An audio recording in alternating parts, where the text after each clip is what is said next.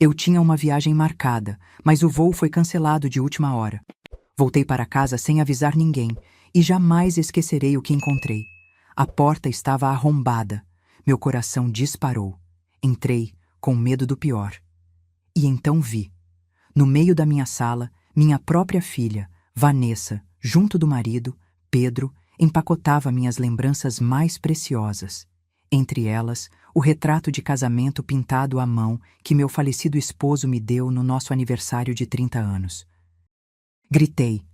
O que está acontecendo aqui? Eles congelaram ao me ver, como ladrões flagrados pela luz crua de um farol. Mãe! Gaguejou Vanessa, derrubando a caixa com minhas porcelanas antigas. Você não devia estar no Canadá até semana que vem? Mas antes de continuar, confira se você já está inscrito no canal e escreva nos comentários. De onde você está assistindo este vídeo? Adoramos saber até onde nossas histórias estão chegando. Meu nome é Guardalupe Castanheira. Tenho 71 anos e até 3 dias atrás acreditava conhecer minha única filha. Depois de 5 anos de luto pela perda do meu marido Carlos, finalmente tinha encontrado coragem para viajar novamente. Minha irmã caçula, Cristina, mora em Toronto há mais de 20 anos e vinha insistindo que eu a visitasse. Guardalupe, você precisa sair dessa casa. Está se enterrando viva entre essas paredes e lembranças. Ela repetia em cada ligação semanal. Após meses de hesitação, finalmente cedi. Comprei passagens para ficar 2 semanas no Canadá, tempo suficiente para me reconectar com minha irmã e, quem sabe, com uma parte de mim mesma que havia adormecido após a partida de Carlos. Naquela manhã, acordei às 5h30 para verificar minha mala pela última vez. Estava nervosa. Não viajava sozinha há décadas. Carlos sempre cuidava de tudo. Passagens, hotéis, roteiros. Ele era meu companheiro de aventuras, meu porto seguro. Agora eu enfrentaria o mundo novamente, sozinha. O táxi chegou pontualmente às 7h. Dei uma última olhada em nossa casa. Cada canto guardava uma memória, cada objeto contava uma história nossa. A mesa de centro onde jogávamos cartas nas noites de sexta. O relógio de parede que Carlos ajustava religiosamente todo domingo. O retrato pintado à mão que ele me deu no nosso aniversário de 30 anos, onde estávamos dançando, jovens e apaixonados, no dia do nosso casamento. Vai ficar tudo bem, senhora? Perguntou o taxista, um senhor simpático que notou minhas mãos trêmulas ao fechar a porta. Sim, respondi, engolindo o nó na garganta. Apenas não estou acostumada a deixar a casa vazia. Vanessa sabia da viagem. Eu havia contado a ela há 1 mês, e na véspera, ela e Pedro vieram jantar comigo, trazendo uma garrafa de vinho e votos de boa viagem. Divirta-se, mãe. Você merece esse tempo com a tia Cristina, Vanessa disse ao me abraçar. E não se preocupe com nada aqui. O aeroporto estava movimentado como sempre. Fiz o check-in, passei pela segurança e encontrei meu portão de embarque com tempo de sobra. Sentei-me junto à janela e observei os aviões decolando e pousando, sentindo aquela mistura de medo e excitação que as novas experiências trazem. Às 10h15, 15 minutos antes do embarque programado, o painel de informações mudou. Voo AC-98 para Toronto. Cancelado.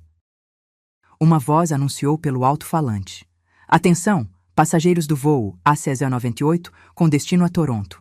Lamentamos informar que, devido a problemas técnicos, o voo foi cancelado.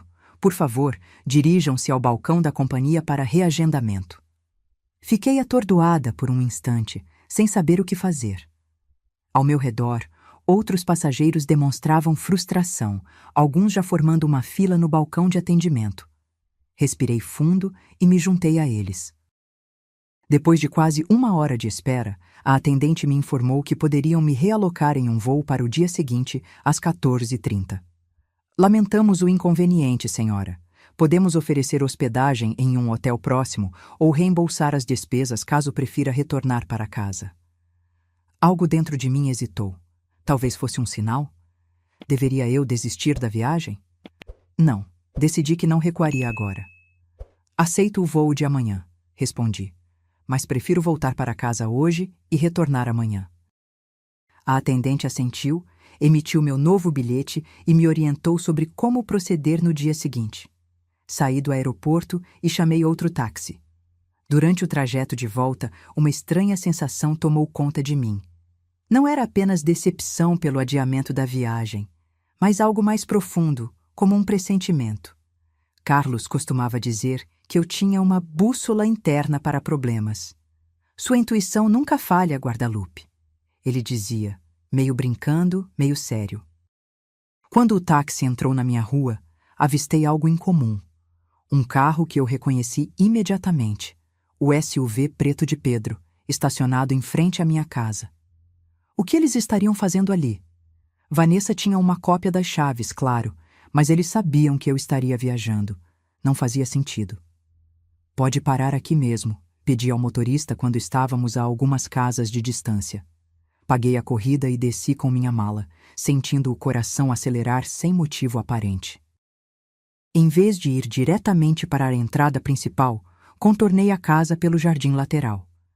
As cortinas da sala estavam abertas, e o que vi através da janela congelou meu sangue. Vanessa e Pedro moviam-se pela sala como se estivessem em uma operação coordenada. Ela embrulhava cuidadosamente objetos em jornal e os colocava em caixas, enquanto ele carregava outras já fechadas para fora. Sobre o sofá, vi minha coleção de porcelanas desembalada. Na mesa, diversos porta-retratos. E nas mãos de Vanessa, naquele exato momento, estava o retrato pintado de Carlos e eu, aquele que eu mais amava. O choque inicial deu lugar a uma raiva que nunca havia sentido antes.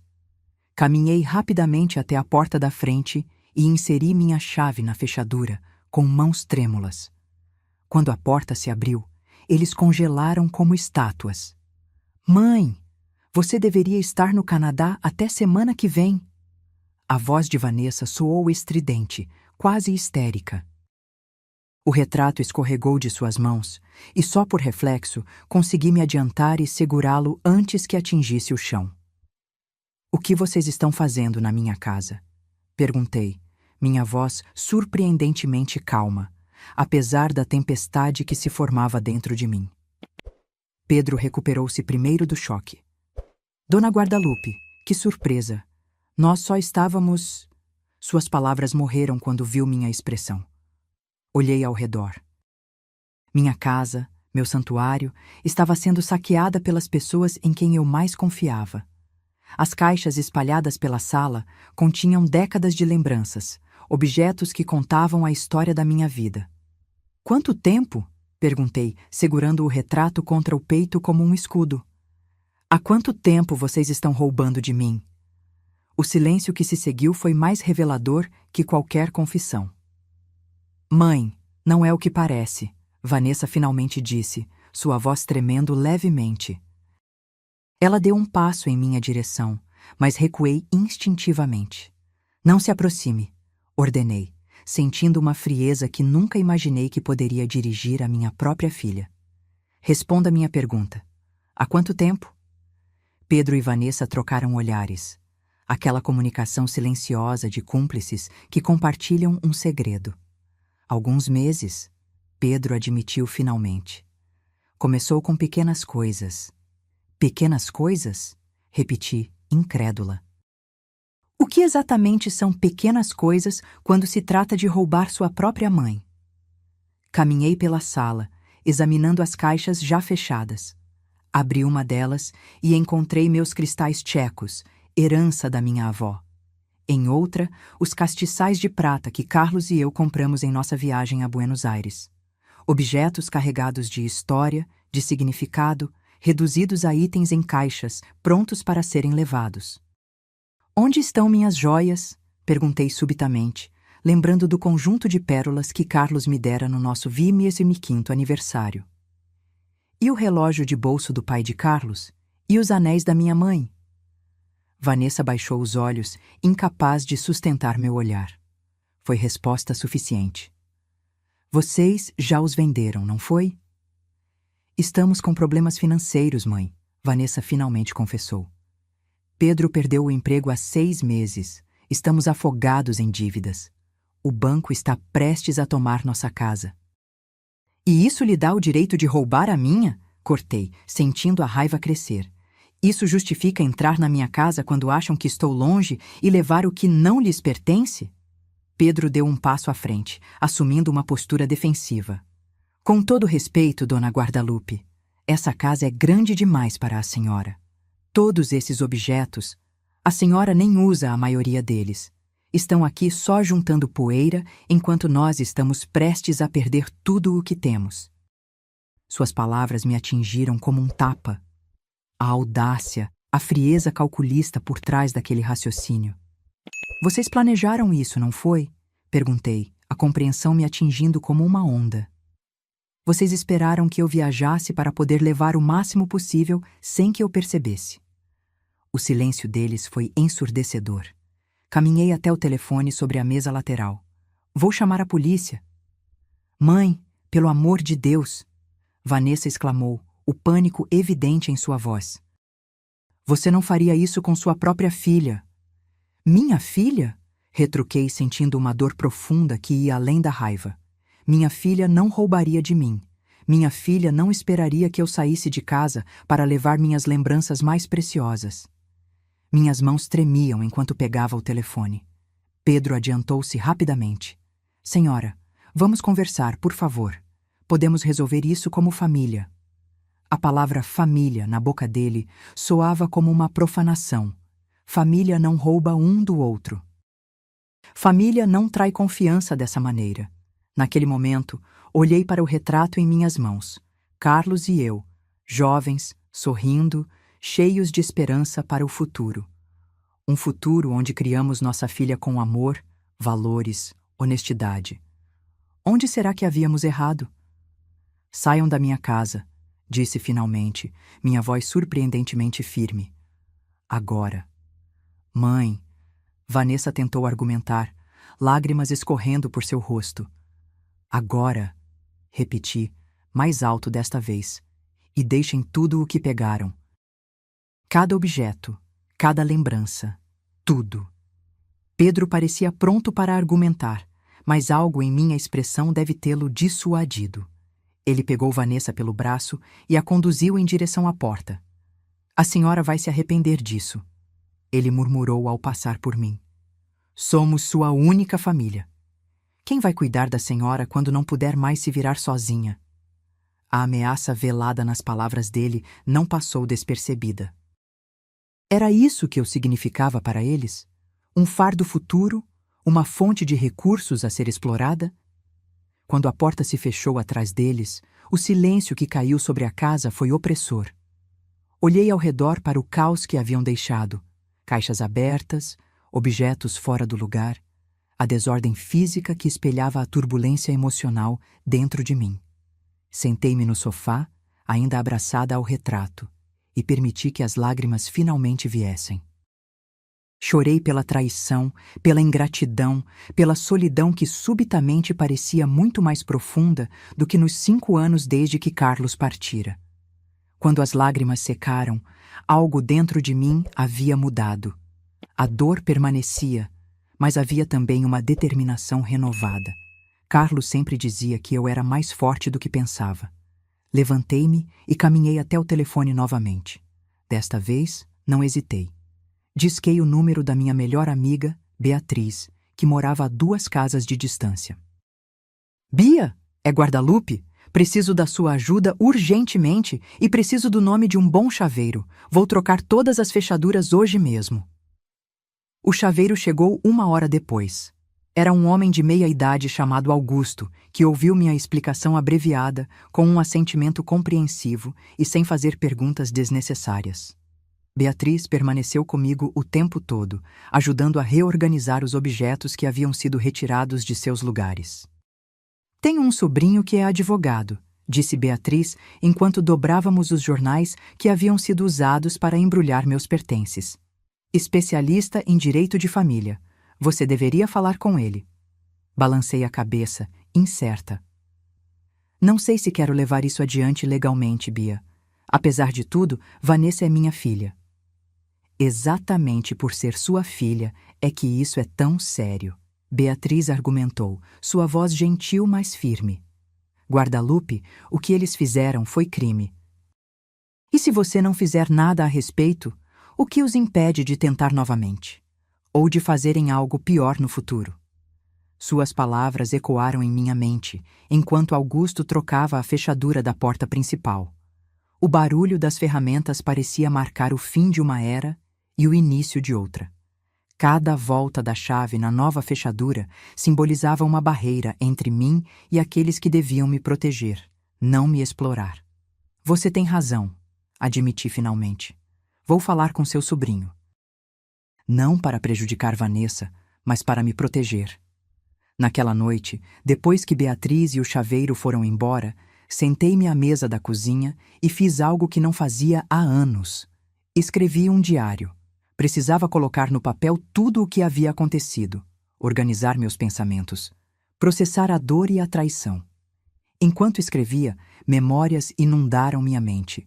Lembrei-me de Vanessa criança, seu rostinho iluminando-se quando Carlos a erguia nos ombros. Lembrei-me dela adolescente, rebelde, mas amorosa. E então, lembrei-me de quando conheceu Pedro, há 8 anos. Como algo havia mudado sutilmente nela desde então. Pedro sempre teve uma aura de ambição mal disfarçada. Lembro-me de suas perguntas sobre nossa casa, sobre quanto ela valia, sobre os tesouros escondidos que poderíamos ter. Na época, interpretei como curiosidade, talvez até admiração. Agora, via claramente que ele estivera avaliando o potencial, fazendo um inventário do que poderia ser explorado. E Vanessa? Como ela havia permitido ser influenciada a esse ponto? Onde estava a filha que criamos para ser íntegra, honesta, respeitosa? Meu telefone tocou, interrompendo minhas reflexões. Era Vanessa. Deixei tocar até cair na caixa postal. Não estava pronta para falar com ela. Não sabia se algum dia estaria. Ela ligou mais 3 vezes naquela noite. Na 4ª tentativa, deixou uma mensagem de voz, sua voz embargada pelo choro. Mãe, por favor, me deixe explicar. Não é como você está pensando. A gente só ia pegar emprestado, só até conseguirmos nos estabilizar. Por favor, me liga de volta. Emprestado? A audácia daquela mentira me fez rir amargamente. Como se pode pegar emprestado algo sem pedir permissão, sem intenção clara de devolver?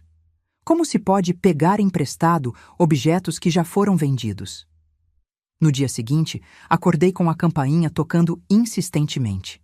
Olhei pela janela do quarto e vi o carro de Vanessa estacionado em frente à casa. Meu coração acelerou, mas respirei fundo, buscando calma. Desci as escadas lentamente, pensando no que diria. A campainha continuava tocando, agora acompanhada por batidas na porta. Mãe! Sei que você está aí. Por favor, abra a porta. Precisamos conversar. Parei diante da porta, minha mão na maçaneta. Uma parte de mim queria abrir, abraçar minha filha, fingir que nada tinha acontecido.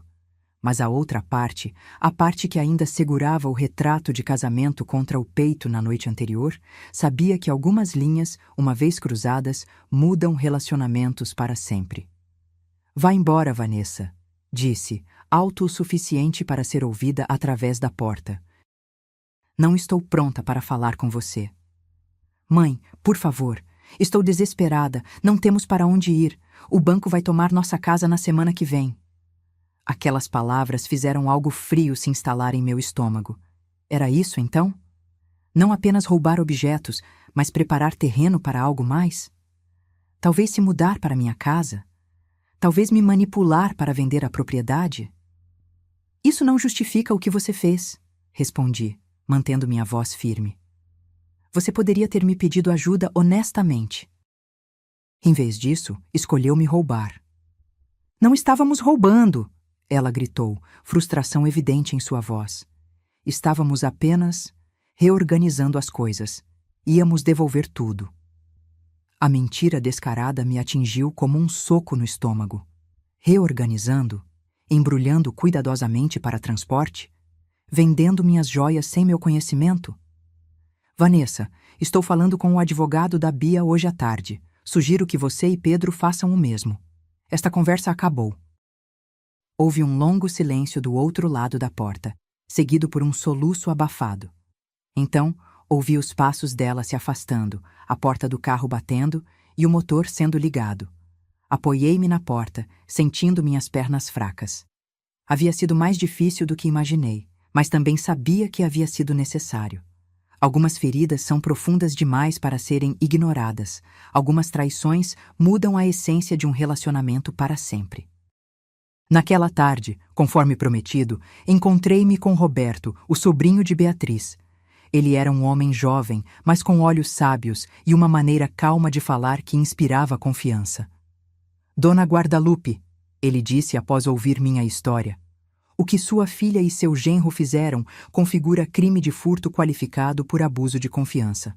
Além disso, pelo que me conta, existe a possibilidade de eles estarem planejando algo mais elaborado, talvez envolvendo sua casa.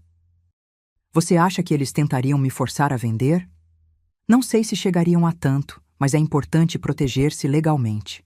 Sugiro que façamos 3 coisas imediatamente: um boletim de ocorrência sobre os itens já subtraídos, uma notificação extrajudicial exigindo a devolução ou ressarcimento e uma revogação de qualquer procuração que a senhora possa ter concedido a eles no passado. Meu sangue gelou. Procuração? Sim, qualquer documento que dê a eles poderes para agir em seu nome. Lembrei-me então da procuração que havia assinado 2 anos antes, quando fiz uma cirurgia no quadril. Na época, Vanessa sugeriu que seria prudente ela poder resolver questões bancárias e burocráticas enquanto eu estivesse convalescendo. Eu assinei uma procuração para Vanessa há 2 anos, quando fiz uma cirurgia. Confessei, sentindo um novo medo se instalar. Roberto franziu o senho. Vamos verificar o escopo dessa procuração imediatamente e revogá-la hoje mesmo. Quando saí do escritório de Roberto naquela tarde, sentia-me simultaneamente aliviada e aterrorizada. Aliviada por ter tomado medidas concretas para me proteger, aterrorizada pela magnitude do que poderia ter acontecido se não tivesse retornado para casa inesperadamente naquele dia. A procuração que eu havia assinado era muito mais abrangente do que deveria ser para uma situação temporária pós-cirúrgica. Ela dava a Vanessa poderes para vender propriedades, fazer transações bancárias significativas e até mesmo contrair empréstimos em meu nome. Quem preparou este documento? Roberto havia perguntado, seu tom profissional não conseguindo mascarar completamente a preocupação. Um advogado que Pedro recomendou, respondi, lembrando-me do homem de terno barato e sorriso oleoso. Ele disse que era o padrão para situações como a minha. Isso não é padrão, Dona Guadalupe. Isso é predatório. As palavras de Roberto ecoavam em minha mente enquanto eu caminhava do ponto de ônibus até minha casa. O sol começava a se pôr, lançando longas sombras pelo caminho. Uma brisa fresca carregava o perfume de jasmim do jardim da Dona Cecília, minha vizinha do outro lado da rua. Em qualquer outro dia, eu teria parado para admirar a beleza daquele entardecer. Hoje, mal notei.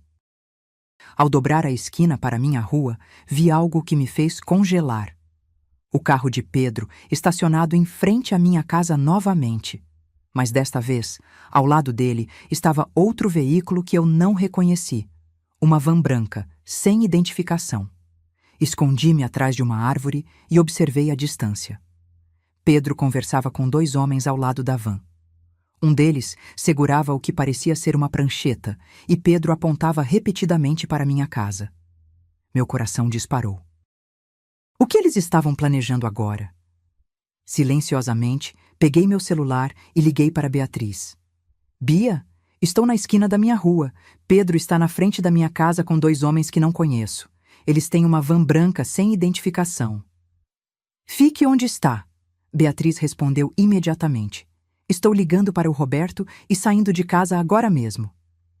Em menos de 5 minutos, Beatriz apareceu em seu pequeno carro vermelho. Ela parou onde eu estava e me fez entrar rapidamente. Roberto está a caminho com um oficial de justiça, ela informou enquanto manobrava o carro para ter uma visão melhor da minha casa. Ele conseguiu uma medida protetiva emergencial depois que vocês se encontraram. Ninguém pode entrar na sua casa sem sua permissão expressa. Observamos de longe enquanto Pedro continuava sua conversa com os homens desconhecidos.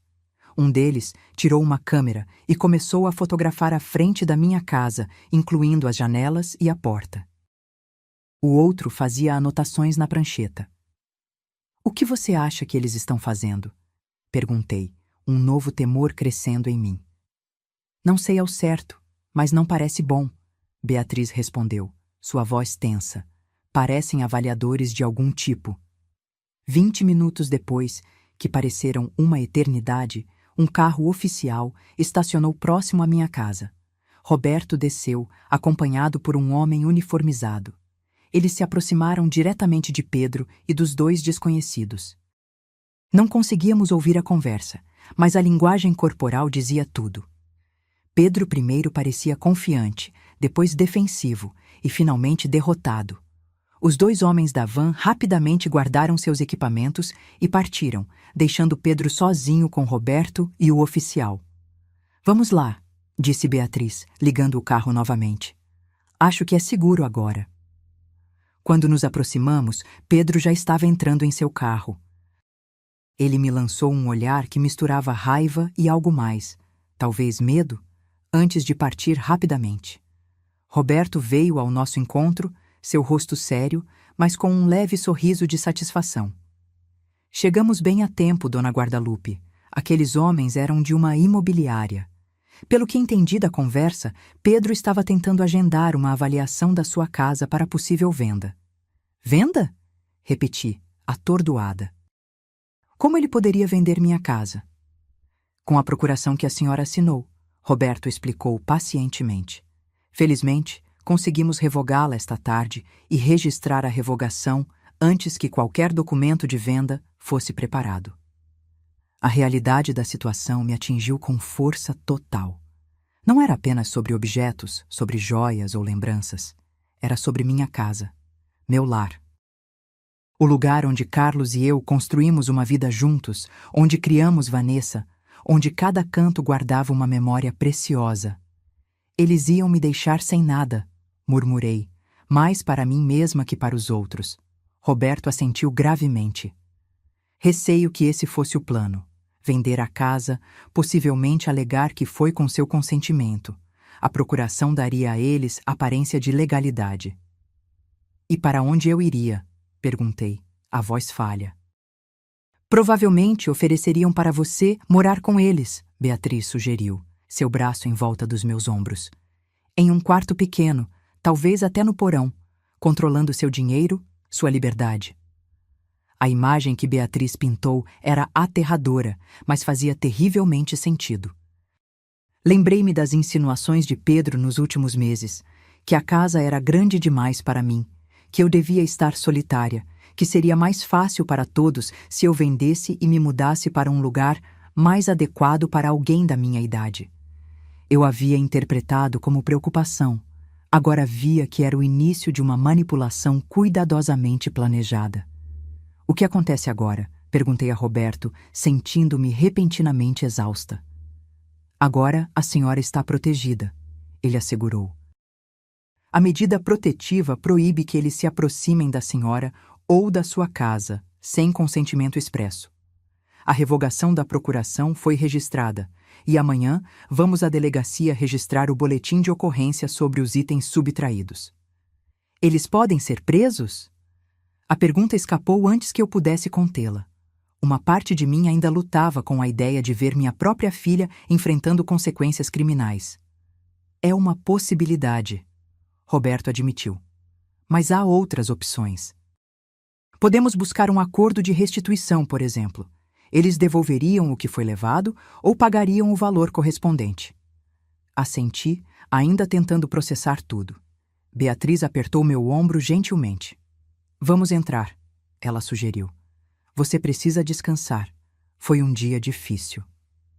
Enquanto caminhávamos para a porta da casa, com sua nova fechadura reluzente, notei algo diferente na sensação do lugar. não era mais apenas meu refúgio, meu santuário de memórias. Era agora também um símbolo de resistência, de autopreservação. A casa que Carlos e eu construímos não seria tomada sem luta. Obrigada, disse para Roberto e Beatriz quando entramos. Não sei o que teria acontecido se vocês não estivessem aqui para me ajudar. É para isso que servem os amigos, Beatriz respondeu sorrindo. Agora, que tal um chá enquanto discutimos os próximos passos? Enquanto preparava o chá na cozinha, uma calma estranha desceu sobre mim. A dor da traição ainda estava lá, profunda e pulsante, mas ao lado dela crescia algo novo. Uma determinação feroz de proteger o que era meu, de não me deixar ser vítima novamente. Carlos sempre dizia que eu era mais forte do que pensava. Talvez estivesse na hora de provar que ele estava certo.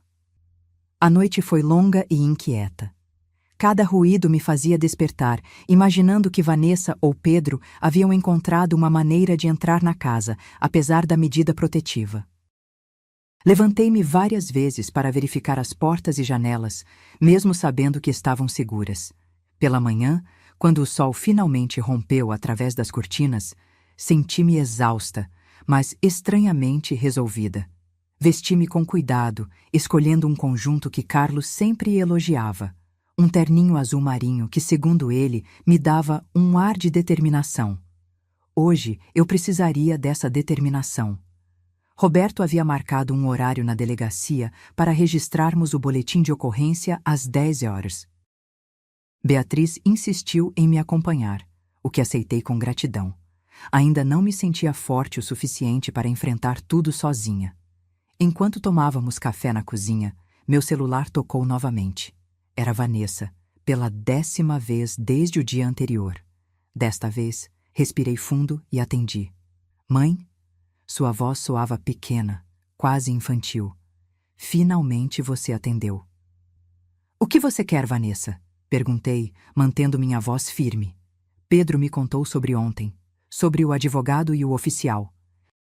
Mãe, você realmente acha que precisamos chegar a esse ponto? Somos família. A palavra família me causou uma pontada de dor aguda. Família não rouba. Família não trai. Família não conspira pelas costas. Vanessa, vocês planejavam vender minha casa sem meu conhecimento. O que vocês fariam comigo depois? Onde eu iria viver? Houve um longo silêncio do outro lado da linha. Quando ela finalmente falou, sua voz era defensiva. Claro que você moraria conosco. Teríamos espaço suficiente com o dinheiro da venda. Você teria seu próprio quarto, talvez até uma suíte. A confirmação de minhas suspeitas me atingiu como um golpe físico. Não era apenas uma paranoia, eles realmente haviam planejado tudo. E você realmente acha que eu seria feliz sendo arrancada da minha própria casa, dos meus pertences, das minhas memórias, vivendo sob seu teto, dependendo da sua generosidade? Mãe, você está sendo dramática, Vanessa respondeu, irritação substituindo o tom suplicante. Aquela casa é grande demais para você. É um desperdício. E todas aquelas coisas velhas, qual é o sentido de mantê-las trancadas quando poderiam ajudar financeiramente? Aquelas coisas velhas são a minha vida, Vanessa. São as memórias que seu pai e eu construímos juntos. Elas têm um valor que vai muito além do dinheiro. Pai se foi há 5 anos, mãe. Vanessa explodiu subitamente. Você precisa seguir em frente, viver no presente, não ficar presa ao passado. Suas palavras me cortaram profundamente, mas também clarearam algo importante. Esta não era apenas uma questão de dinheiro ou bens materiais. Era uma diferença fundamental de valores, de como vemos o passado, as memórias, a própria vida. Estou indo à delegacia hoje, informei, minha resolução fortalecida. Vou registrar um boletim de ocorrência sobre os itens que você e Pedro já levaram e venderam. Você vai nos denunciar para a polícia? A incredulidade em sua voz era genuína. Sua própria filha? Sim, respondi simplesmente. Mas estou disposta a considerar um acordo. Roberto vai entrar em contato com vocês para discutir os termos. Se devolverem ou pagarem por tudo o que pegaram e se comprometerem por escrito a nunca mais se aproximarem da minha casa sem permissão, posso não prosseguir com acusações criminais. Isso é chantagem, Vanessa acusou, sua voz tremendo de raiva. Não, Vanessa, isso é consequência. Algo que claramente você nunca aprendeu adequadamente e por isso me culpo também. Desliguei antes que ela pudesse responder. Minhas mãos tremiam, mas minha resolução estava intacta. Beatriz, que havia ouvido meu lado da conversa, apertou minha mão gentilmente. Você fez o certo, ela assegurou. Às vezes, o amor verdadeiro significa estabelecer limites firmes. Na delegacia, relatei tudo ao delegado, um homem de meia idade com olhos cansados mas atentos. Ele ouviu pacientemente, fazendo anotações ocasionais, seu rosto permanecendo profissionalmente neutro, mesmo quando descrevi como minha própria filha havia planejado me despojar de tudo.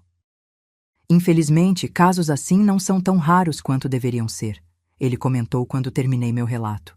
Especialmente com idosos, chamamos de abuso patrimonial. A expressão abuso patrimonial ecoou em minha mente. Era isso que eu havia sofrido? Abuso? A palavra parecia forte demais e, ao mesmo tempo, terrivelmente adequada. O que acontece agora? Perguntei. Abriremos uma investigação. Entraremos em contato com as casas de penhores locais para tentar rastrear os objetos vendidos. Sua filha e seu genro serão chamados para prestar depoimento. Quando saímos da delegacia, senti-me simultaneamente mais leve e mais pesada. Um peso havia sido retirado dos meus ombros ao tomar medidas concretas para me proteger, mas um novo havia sido colocado. O peso de saber que, oficialmente, eu era agora uma vítima e minha filha, uma suspeita criminal. Como você está se sentindo? Perguntou Beatriz enquanto caminhávamos em direção ao ponto de ônibus. Não sei ao certo, respondi honestamente. Parte de mim está aliviada por ter feito algo. Outra parte está aterrorizada com o que vem a seguir. O que você acha que Carlos diria sobre tudo isso? A pergunta me pegou desprevenida. O que Carlos diria?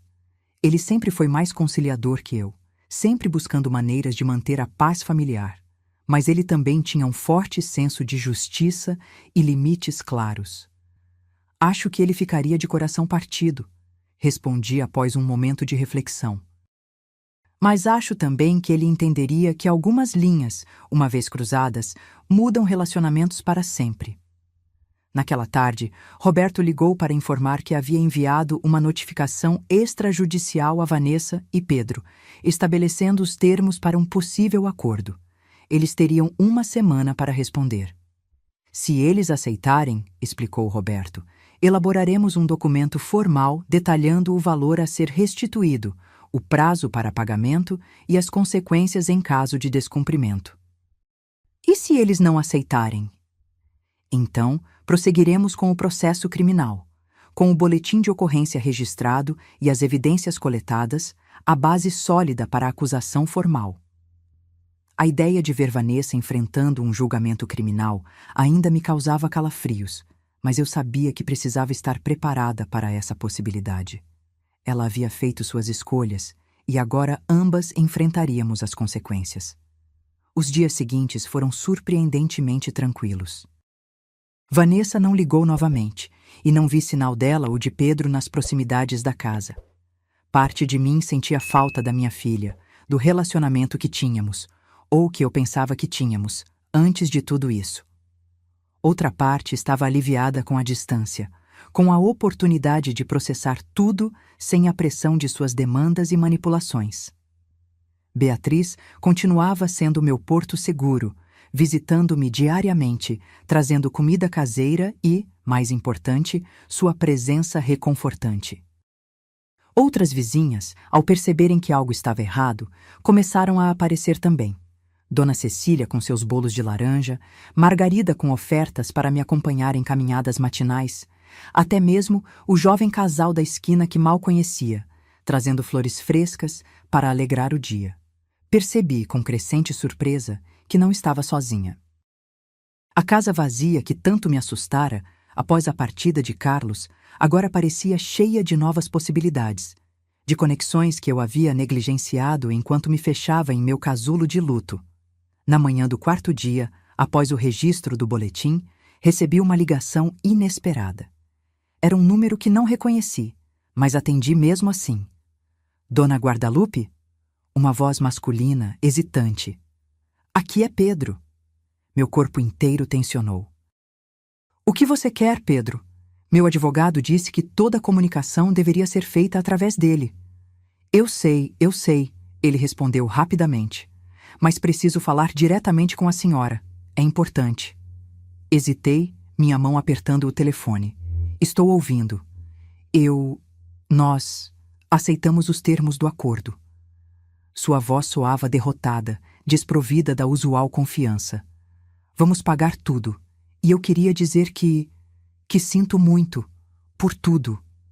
Suas palavras me pegaram desprevenida. Não era o que eu esperava ouvir. Por que a mudança súbita, Pedro? Da última vez que nos vimos, você estava bastante determinado a seguir com seus planos. Houve uma longa pausa.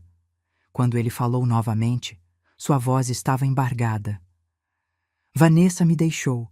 Disse que não aguenta mais a pressão, que tudo isso é culpa minha, que eu a forcei a trair você.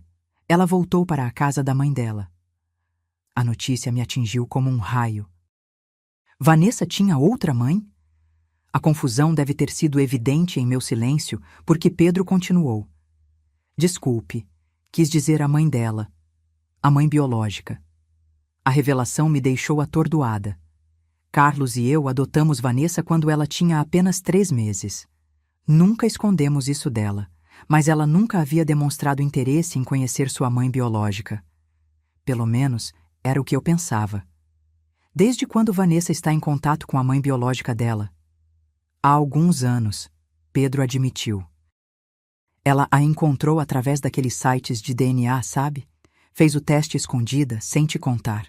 Mais um segredo, mais uma traição. Quantas camadas ainda haveria para descobrir? Por que você está me contando isso, Pedro? Perguntei, tentando manter a compostura apesar da nova onda de choque. Porque você merece saber, ele respondeu, sua voz soando estranhamente sincera. E porque eu quero limpar minha consciência antes de desaparecer da sua vida para sempre. Desaparecer? Estou me mudando para o sul. Vou recomeçar em Porto Alegre. Meu irmão mora lá. Vai me ajudar a encontrar trabalho. Ele fez uma pausa. Mas antes de ir, quero devolver tudo o que puder. E pagar pelo que não pode ser devolvido. Senti uma mistura confusa de emoções. Alívio por ele estar saindo de cena, desconfiança de suas intenções e uma pontada inesperada de preocupação por Vanessa. E quanto a Vanessa? Ela fez sua escolha. Pedro respondeu, amargura evidente em sua voz. Ela está morando com a tal Solange agora. A verdadeira mãe, como ela diz.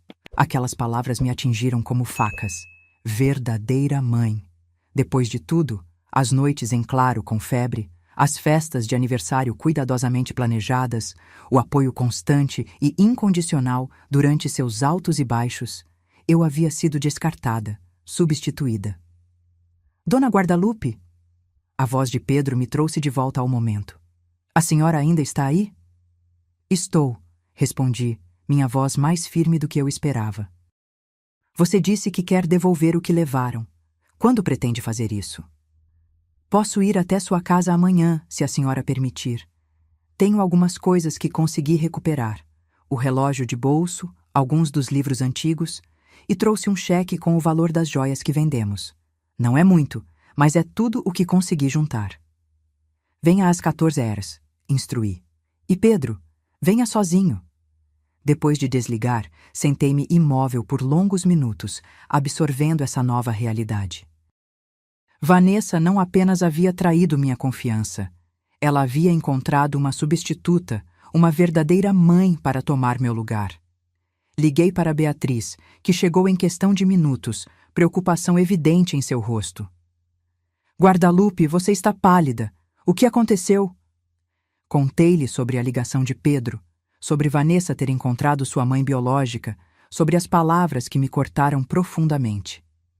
Verdadeira mãe, repeti, sentindo lágrimas quentes escorrerem pelo meu rosto. Como se eu não fosse real, como se os 43 anos que passei criando-a, amando-a, não significassem nada. Beatriz me abraçou com força. Oh, Guadalupe, sinto tanto. Sabe o que é pior? Continuei, quando consegui controlar o choro. Uma parte de mim ainda quer protegê-la, ainda quer correr atrás dela, trazê-la de volta, consertar tudo. Porque você é mãe, Beatriz disse simplesmente, verdadeira, real e completa, independente do que Vanessa pense agora. No dia seguinte, às 14 horas em ponto, a campainha tocou. Beatriz havia insistido em ficar comigo para o encontro com Pedro, e Roberto também estava presente, por precaução legal. Quando abri a porta, quase não reconheci o homem diante de mim. Pedro parecia ter envelhecido anos em apenas uma semana. Seus olhos estavam encovados, seu rosto abatido, seu usual ar de confiança completamente ausente. Entre, convidei sem emoção. Ele carregava uma caixa de papelão e uma pasta. Colocou-a sobre a mesa da sala e recuou um passo, como se tivesse medo de se aproximar demais de mim. Consegui recuperar alguns itens, explicou, abrindo a caixa. O relógio de bolso do Sr. Carlos, alguns dos livros raros, 2 das estatuetas de porcelana. A maior parte das joias já tinha sido vendida, mas trouxe este cheque com o valor que conseguimos por elas. Roberto examinou os itens e o cheque, assentindo lentamente. Isso cobre aproximadamente 70% do valor estimado dos itens subtraídos, ele comentou, olhando para mim. É uma quantia substancial, considerando as circunstâncias. E o restante? Perguntei diretamente a Pedro. Posso fazer pagamentos mensais, ele ofereceu. Enviar para qualquer conta que a senhora indicar. Tenho tudo por escrito aqui. Ele apontou para a pasta. Roberto revisou os documentos, fazendo algumas anotações e ajustes. Finalmente, assentiu novamente. Parece adequado. Precisaremos formalizar isso apropriadamente, mas é um bom ponto de partida. Enquanto Roberto e Pedro discutiam os detalhes legais, peguei o relógio de bolso de Carlos da Caixa. Era um objeto simples, mas incrivelmente significativo. Havia pertencido ao pai dele e ao pai do pai antes disso. Era uma herança de família, algo que deveria ter passado para Vanessa um dia. E quanto ao retrato? Perguntei subitamente, interrompendo a conversa deles. O retrato pintado do meu casamento com Carlos. Ele não está aqui. Pedro baixou os olhos desconfortável. Vanessa o levou quando saiu. Disse que era a única coisa que queria manter. Senti uma pontada aguda no peito. Aquele retrato era meu tesouro mais precioso, a lembrança mais vívida que tinha de Carlos e dos dias felizes que compartilhamos. Onde ela está agora? Perguntei, uma nova resolução se formando em mim. Preciso do endereço dessa tal Solange. Pedro pareceu hesitar, mas diante do meu olhar firme, cedeu. Ela está morando em um apartamento na Vila Mariana. Tenho o endereço aqui. Ele escreveu em um papel e me entregou. Depois que todos os documentos foram assinados e Pedro partiu com a promessa de enviar o primeiro pagamento em uma semana, voltei-me para Beatriz e Roberto. Preciso recuperar aquele retrato, declarei. É a única coisa que realmente importa para mim. Podemos incluí-lo na notificação legal, sugeriu Roberto. Exigir sua devolução como parte do acordo. Não, respondi, surpreendendo a mim mesma com minha determinação. Vou buscá-lo pessoalmente. Preciso ver Vanessa uma última vez. Beatriz parecia preocupada. Tem certeza, Guadalupe? Depois de tudo o que aconteceu? Tenho, afirmei. Não por ela, mas por mim. Preciso desse encerramento. 2 dias depois, com o endereço em mãos e Beatriz como apoio, dirigi-me ao apartamento onde Vanessa estava morando. Era um prédio simples em uma rua tranquila da Vila Mariana. Quer que eu suba com você? Ofereceu Beatriz quando paramos em frente ao edifício. Não, respondi após um momento de hesitação. Isso é algo que preciso fazer sozinha. Subir aquelas escadas foi uma das coisas mais difíceis que já fiz. Cada degrau parecia me aproximar não apenas de Vanessa, mas também de um confronto final com a realidade da nossa relação quebrada. Quando bati à porta do apartamento 302, meu coração batia tão forte que achei que poderia ser ouvido do outro lado. Houve um longo silêncio, seguido pelo som de passos se aproximando. A porta se abriu, e ali estava Vanessa. Seus olhos se arregalaram de surpresa, depois se estreitaram defensivamente. Mãe? Como você me encontrou? Pedro me deu o endereço, respondi simplesmente. Posso entrar? Ela hesitou, olhando por cima do ombro para dentro do apartamento. Finalmente, abriu a porta o suficiente para que eu passasse. O apartamento era pequeno, mas aconchegante. Notei imediatamente fotos nas paredes. Vanessa criança, em fotos que eu nunca havia visto. Vanessa adolescente, Vanessa adulta. E ao lado dela, em muitas dessas fotos, estava uma mulher que eu imediatamente reconheci como sua versão mais velha. Mesmos olhos, mesmo formato de rosto, mesmo sorriso. Solange. Ela não está, Vanessa disse, seguindo meu olhar. Trabalha até tarde nas quartas-feiras. Vim buscar o retrato, declarei, indo direto ao ponto. O retrato do meu casamento com seu pai. Vanessa cruzou os braços defensivamente. É a única lembrança que tenho dele, a única coisa que quero manter. Não é sua para manter, Vanessa. Você o levou sem permissão, assim como todo o resto. Ela desviou o olhar, mas notei algo diferente em sua postura. Não a defensiva agressiva dos dias anteriores, mas algo mais próximo de vergonha. Pedro me contou que você denunciou a gente na polícia, ela disse finalmente. Ele também contou que aceitou devolver tudo, pagar pelo que foi vendido. Sim, confirmei. É o mínimo que vocês poderiam fazer, considerando o que planejavam. Não era bem assim, ela protestou fracamente. Nós pensamos que seria melhor para todo mundo. Você teria seu próprio espaço conosco. Não minta, Vanessa. Nem para mim, nem para você mesma. Vocês queriam minha casa, meu dinheiro. Eu era apenas um obstáculo inconveniente. Lágrimas começaram a escorrer pelo rosto dela.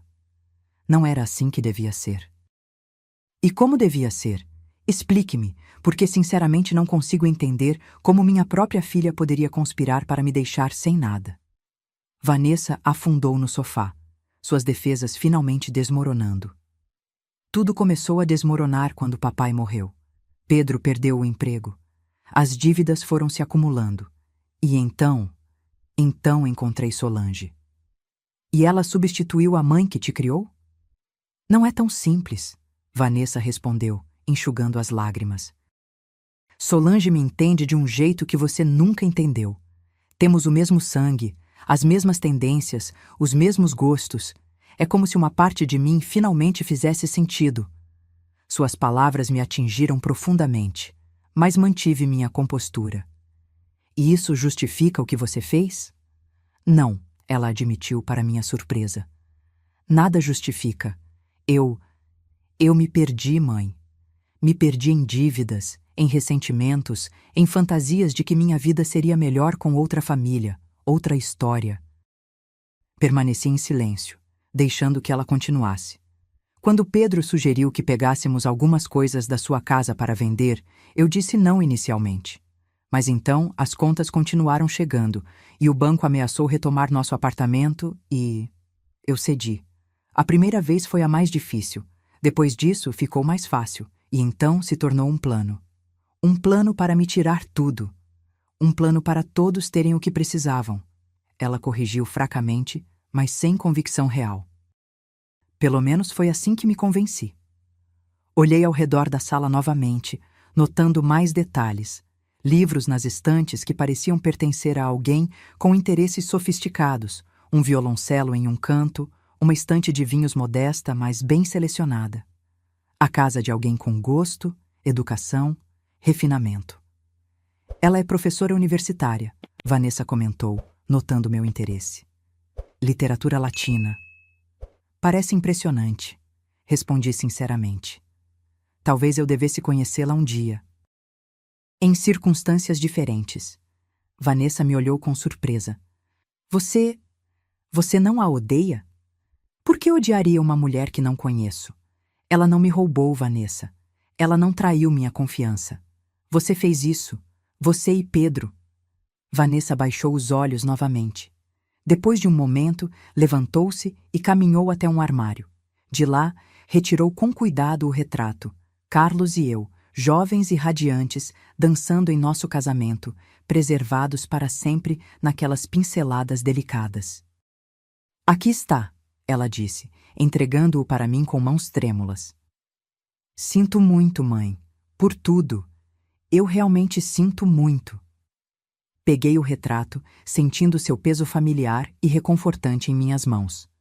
Olhei para os rostos sorridentes ali retratados e depois para o rosto abatido da minha filha.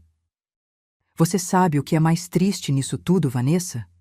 Que se você tivesse vindo a mim, contado sobre seus problemas financeiros, sobre ter encontrado sua mãe biológica, sobre qualquer coisa, eu teria te apoiado. Teria encontrado uma maneira de ajudar. Porque é isso que mães fazem, mães de verdade. Lágrimas escorriam livremente pelo rosto dela agora. Eu sei, ela soluçou. Agora eu sei. O caminho de volta para casa foi silencioso. Beatriz respeitou meu estado contemplativo, dirigindo calmamente enquanto eu segurava o retrato no colo, ocasionalmente passando os dedos pela moldura ornamentada. Conseguiu o que foi buscar, ela comentou quando finalmente estacionamos em frente à minha casa. Sim, respondi, olhando para o retrato. E talvez um pouco mais. Como assim? Clareza, expliquei. Entendi que o que Vanessa fez não foi apenas sobre dinheiro ou objetos. Foi sobre identidade, sobre pertencimento. Ela está lutando para entender quem ela é. Isso não justifica roubar a própria mãe, Beatriz observou com firmeza. Não justifica, concordei. E ela terá que viver com as consequências de suas escolhas.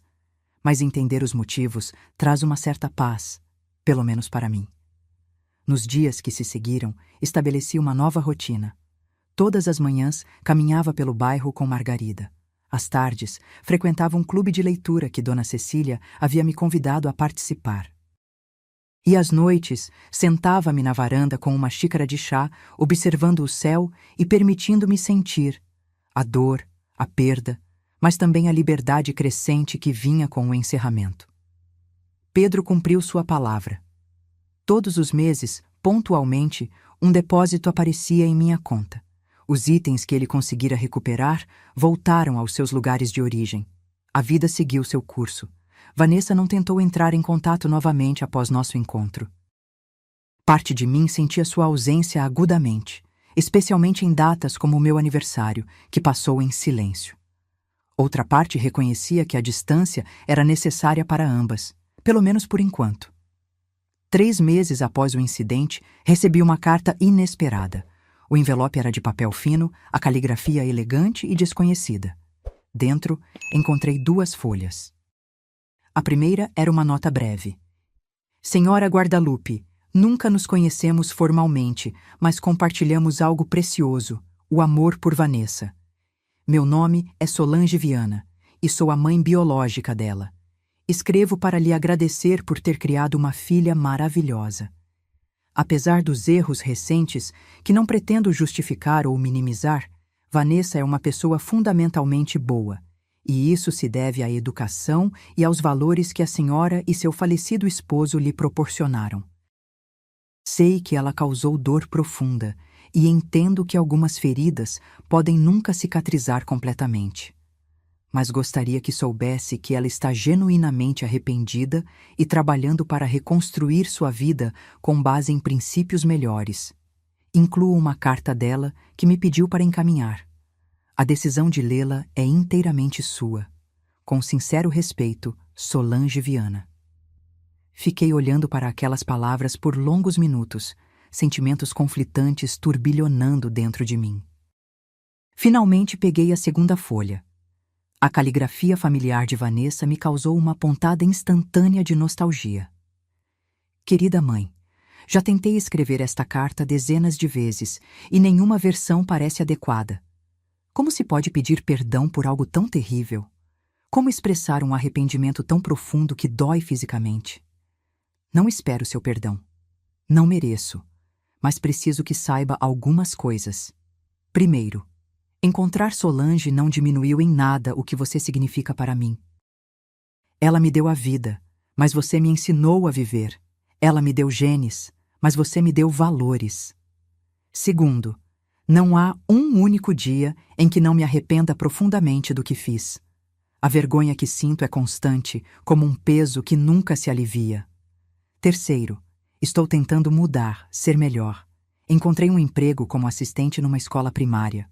O salário é modesto, mas honesto. Faço terapia semanalmente. Estou aprendendo a enfrentar meus problemas de frente, não fugir deles ou culpar os outros.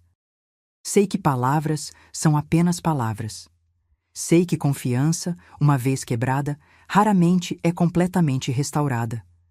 Mas queria que soubesse que a filha que você criou ainda existe dentro de mim, enterrada sob camadas de erros e escolhas ruins, mas lutando para emergir novamente, com amor, arrependimento e esperança. Vanessa. Quando terminei de ler, percebi que estava chorando. Não eram lágrimas de raiva ou amargura, mas algo mais complexo. Tristeza pelo que havia sido perdido. Alívio por saber que minha filha estava tentando encontrar um caminho melhor e uma tênue, quase imperceptível, esperança. Guardei ambas as cartas em uma gaveta da escrivaninha, não descartadas, mas também não respondidas imediatamente. Precisaria de tempo para processar, para decidir se e quando estaria pronta para reabrir aquela porta. Naquela noite, sonhei com Carlos. Estávamos sentados na varanda, como costumávamos fazer nas noites de verão, suas mãos segurando as minhas. Você está se saindo bem, meu amor, ele dizia no sonho, seu sorriso tão vívido quanto na vida real, mais forte do que jamais imaginei. Acordei com aquelas palavras ecoando em minha mente, um estranho conforto envolvendo-me como um cobertor quente. Na manhã seguinte, levantei-me com um propósito renovado. Peguei o retrato recuperado, que havia colocado de volta em seu lugar de honra na sala, e o observei longamente. Os rostos jovens e esperançosos olhavam de volta para mim, congelados no tempo, mas de alguma forma ainda vivos em minha memória. Carlos, sussurrei para o retrato. Sempre soubemos que a vida não seria fácil. Mas nunca imaginamos este tipo de desafio, não é? Uma semana depois da carta de Vanessa e Solange, tomei uma decisão. Não estava pronta para um reencontro, mas também não queria deixar aquela porta completamente fechada. Peguei uma folha de papel e comecei a escrever. Vanessa, recebi sua carta e a de Solange. Obrigada por suas palavras honestas. Não posso prometer perdão imediato ou esquecimento. Algumas feridas levam tempo para cicatrizar, e a confiança, uma vez quebrada, é difícil de reconstruir. No entanto, reconheço seu esforço para mudar e melhorar. É o primeiro passo em um longo caminho. Talvez, com o tempo, possamos começar a reconstruir algo novo, não o que tínhamos antes. Isso se foi, mas algo diferente, baseado em verdade e limites claros. Por enquanto, preciso de espaço e tempo. Espero que você entenda e respeite isso. Guarda-lupe. Rele várias vezes, pesando cada palavra. Não era calorosa nem afetuosa, mas tampouco fechava completamente a porta. Era honesta, e a honestidade parecia ser o único fundamento possível para qualquer relacionamento futuro. Coloquei a carta em um envelope, escrevi o endereço de Solange que constava no remetente da carta recebida e a deixei sobre a mesa para enviar no dia seguinte. Não tinha certeza se era a decisão certa, mas sentia que era a decisão necessária naquele momento. A vida continuou seu curso. A primavera chegou, trazendo novas flores para o jardim que agora eu mesma cuidava, com a ajuda ocasional de Margarida. O clube de leitura se tornou um ponto alto da minha semana, e até comecei a frequentar aulas de aquarela na Casa de Cultura do bairro.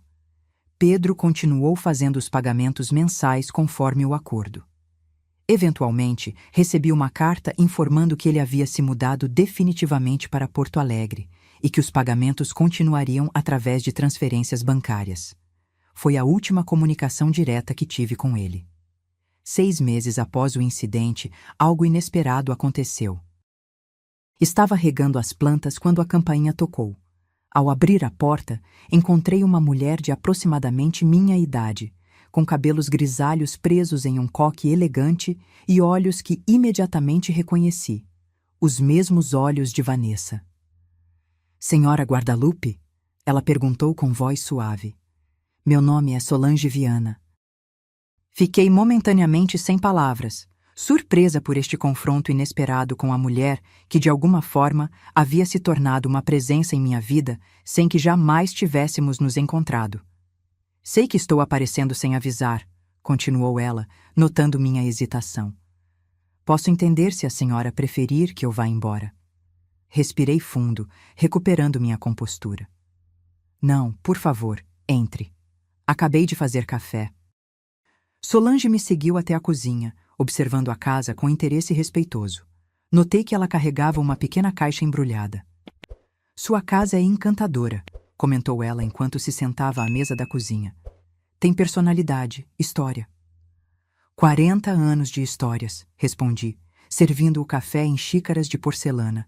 Não as mais valiosas que haviam sido levadas, mas ainda assim bonitas, presentes de casamento de uma tia distante. Vim trazer isto, Solange disse, empurrando gentilmente a caixa em minha direção. E também queria conhecê-la pessoalmente. Abri a caixa com cuidado. Dentro, enrolada em papel de seda, estava uma pulseira de pérolas que reconheci imediatamente. Parte do conjunto que Carlos havia me dado no nosso 25º aniversário. Como? Vanessa a encontrou em um brechó na Praça Benedito Calixto, explicou Solange. Ela tem visitado regularmente lojas de penhores e brechós da região, procurando por seus pertences. Fiquei em silêncio por um momento, segurando a pulseira, sentindo seu peso familiar. Como ela está? Perguntei finalmente. Melhorando, respondeu Solange com um sorriso cauteloso. Continua no trabalho na escola. Os alunos a adoram. Ela tem talento natural com crianças. Assenti, sentindo uma pontada de orgulho misturada com tristeza. Ela sempre teve. Guadalupe, Solange disse depois de um gole de café. Gostaria que soubesse que nunca foi minha intenção substituí-la ou diminuir o que você representa na vida de Vanessa.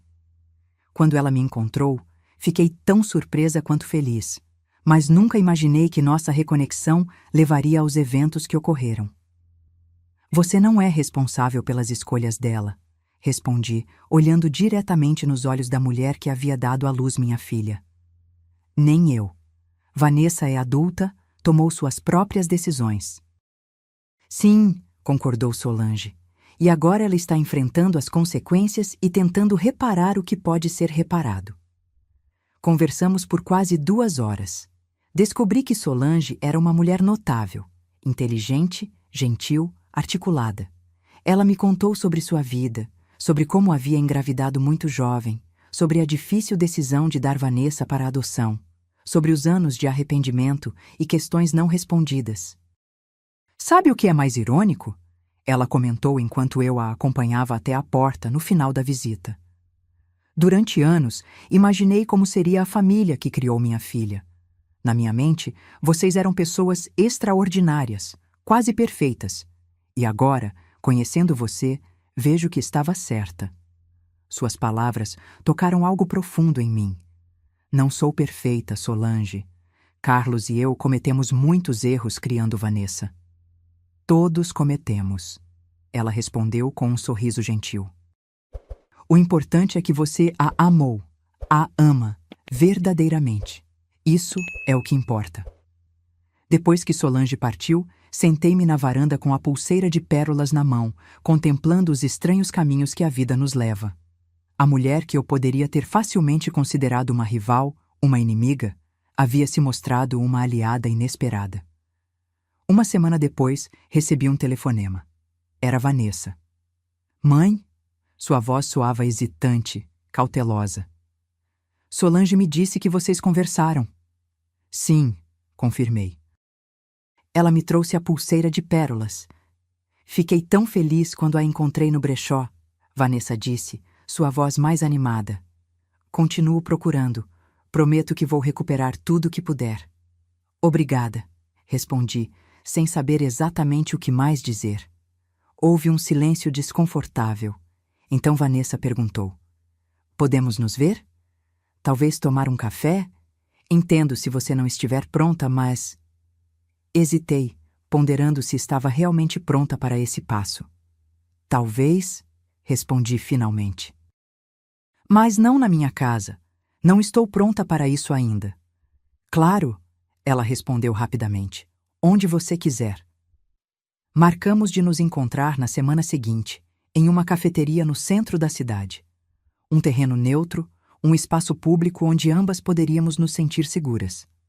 Na manhã do encontro, vesti-me com cuidado, escolhendo roupas que me faziam sentir confiante.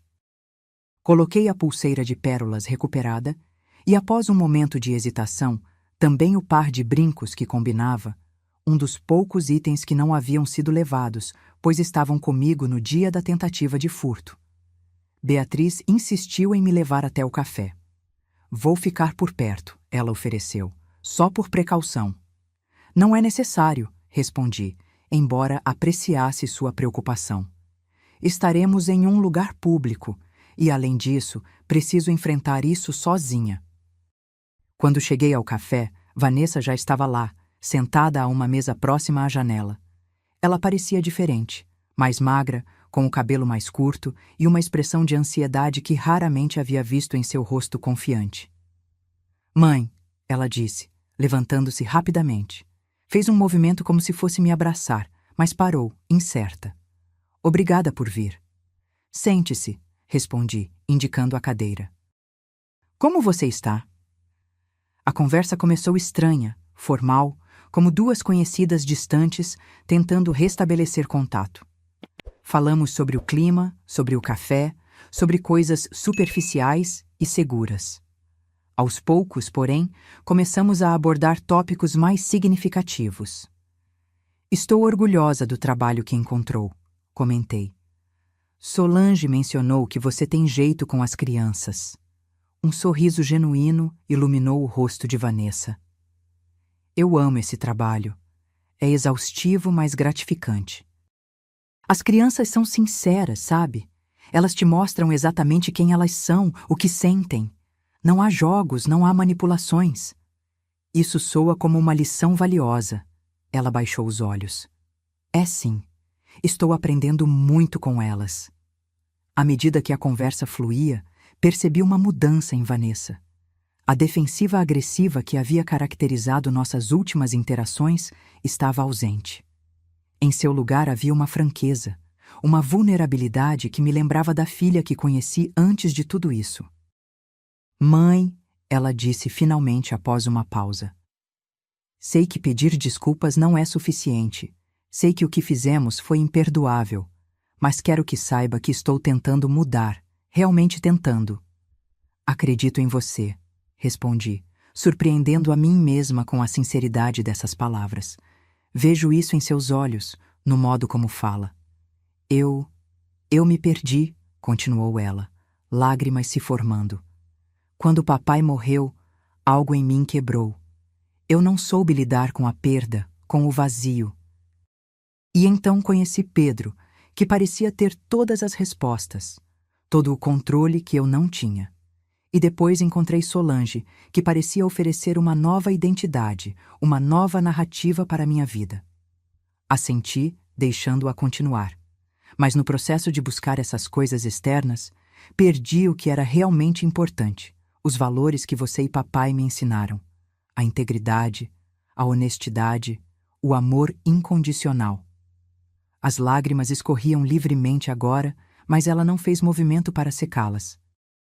Sabe o que é mais irônico? Encontrei Solange buscando respostas, buscando algo que achei que estava faltando.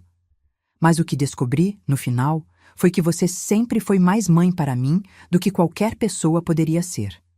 Não por sangue ou DNA, mas por escolha. Você escolheu me amar, me criar, me guiar, e eu joguei isso fora.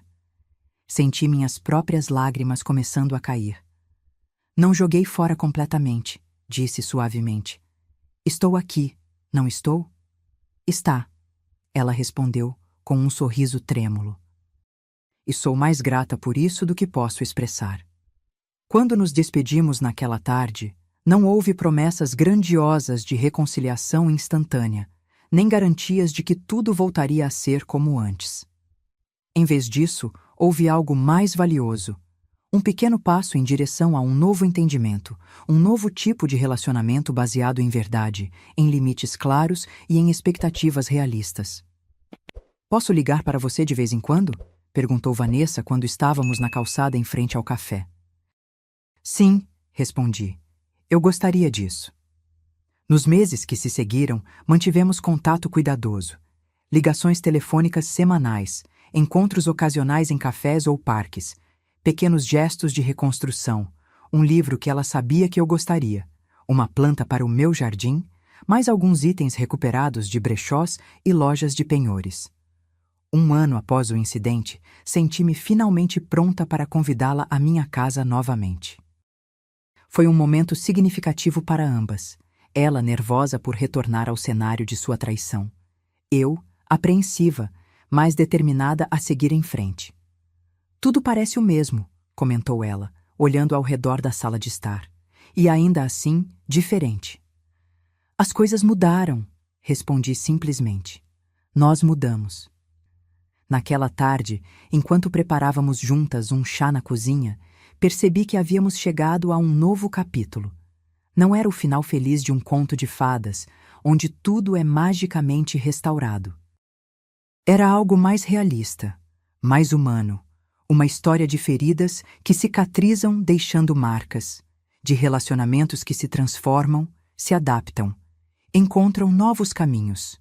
O retrato de Carlos e eu ainda ocupava seu lugar de honra na sala. Às vezes, quando estava sozinha, ainda conversava com ele, contando-lhe sobre meus dias, sobre os progressos lentos mas constantes com Vanessa, sobre as pequenas alegrias e desafios da vida. Você estava certo, Carlos, sussurrei uma noite, olhando para seu rosto sorridente na pintura. Eu era mais forte do que pensava. A traição de Vanessa e Pedro havia abalado meus alicerces, desafiado minhas crenças mais fundamentais sobre família, confiança e amor. Mas das cinzas daquela devastação, algo novo havia emergido. Uma versão de mim mesma mais consciente, mais forte, mais capaz de estabelecer limites e defender o que era importante. A casa que quase perdi tornara-se verdadeiramente minha. Não apenas um repositório de memórias do passado, mas um espaço vivo para criar novas memórias. Os vizinhos que mal conhecia transformaram-se em amigos queridos. E a filha que havia traído minha confiança estava lentamente encontrando seu caminho de volta. Não para o relacionamento que tínhamos antes, mas para algo novo, algo talvez mais verdadeiro. Não sei o que o futuro reserva para nós. Se a confiança será algum dia completamente restaurada. Se Vanessa permanecerá neste caminho de crescimento e mudança. Se eu conseguirei algum dia perdoar completamente. Mas sei que, qualquer que seja o caminho à frente, estou preparada para percorrê-lo com os olhos abertos, o coração cauteloso, mas não fechado, e a força que Carlos sempre soube que eu possuía. Porque algumas portas, uma vez fechadas, não podem ser reabertas da mesma maneira. Mas talvez, com tempo e esforço, uma nova porta possa ser construída, diferente da antiga, talvez não tão ornamentada ou grandiosa, mas mais forte, mais segura e igualmente capaz de deixar entrar a luz. Agora, se você gostou dessa história, clica em se inscrever e me diz nos comentários qual parte te deixou de queixo caído. Ah, e não esqueça de se tornar membro para ter acesso a vídeos exclusivos que não posto aqui. Te espero lá.